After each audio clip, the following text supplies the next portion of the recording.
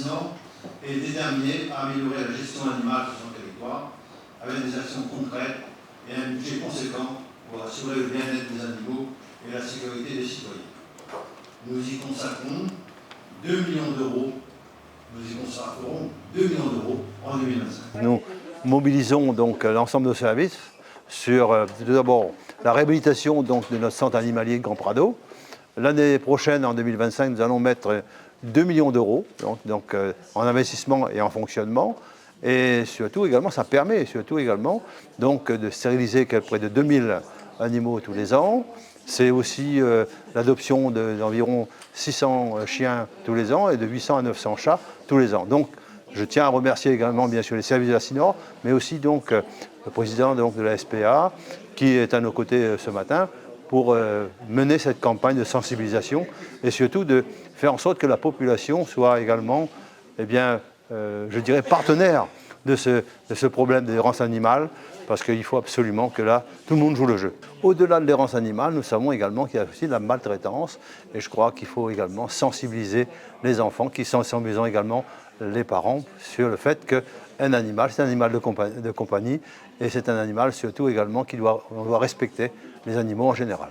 Je pense qu'il faut remettre de l'humanité dans tout ça, et il n'y a rien de tel que les enfants. Et donc, refaire de l'éducation auprès des enfants, de la sensibilisation, pour revenir sur des valeurs, à expliquer qu'un animal, c'est pas une boîte de conserve qu'on ouvre, ça plaît pas, on jette. Voilà, c'est un être vivant.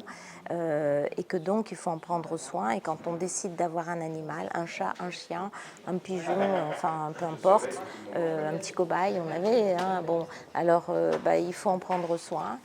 C'est un vrai choix. Et donc, expliquer ça aux enfants, sensibiliser aux enfants. Vous savez, nous qui faisons l'école du bonheur à Saint-Denis, on voit bien que tous les messages, lorsque nous le faisons passer là par l'éducation, par la connaissance, la sensibilisation, il n'y a rien de tel. C'est comme ça que ça fonctionne aujourd'hui. Et il faut inverser cette société qui est dans une espèce de course sans fin autour de la violence ou des violences qu'on exerce vis-à-vis des êtres humains, mais aussi des êtres vivants.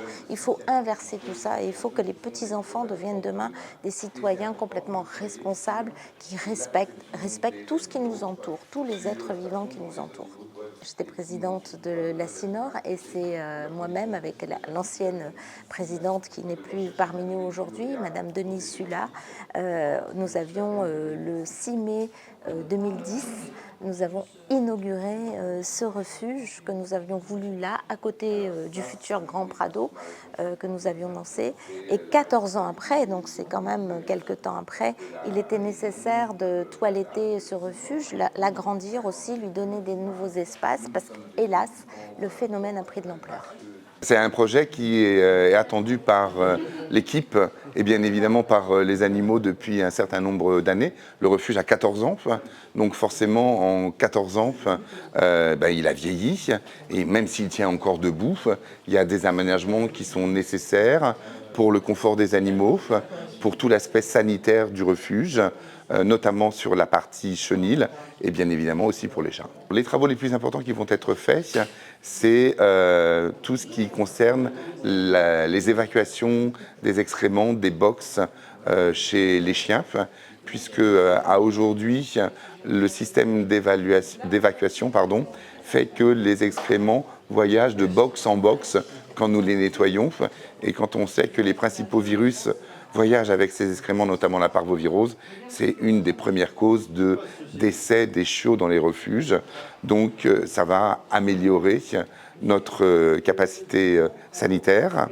Les box vont rester dans leur structure les mêmes, mais les ouvertures vont être agrandies, donc avec davantage de lumière et davantage d'aération.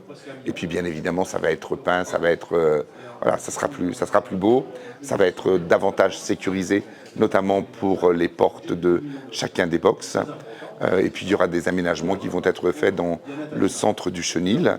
Et pour les chats, là il y a un agrandissement de l'espace de la chatterie et un agrandissement de l'espace de la chatonnerie qui va nous permettre d'accueillir encore avec plus de confort, notamment les chatons qui arrivent au refuge. Il y a aussi un gros travail à faire en ce qui concerne la stérilisation de masse de tous les animaux qui errent à La Réunion et qui errent sans être stérilisés. Aujourd'hui, à peu près, on considère qu'il y a 500 chiots qui naissent dans la nature par mois. On sait qu'une femelle chien, elle peut avoir 2 à 3 portées par an. Pour les chats, les femelles chats, c'est pire, bien évidemment, puisqu'elles peuvent avoir 5, 6 ou 7 portées de 7 ou 8 chatons. Donc imaginez la quantité de chats errants qui existent à La Réunion. Donc une campagne massive de stérilisation, ça c'est le rêve de tous ceux qui sont investis dans la protection animale. À La Réunion, on aime les animaux.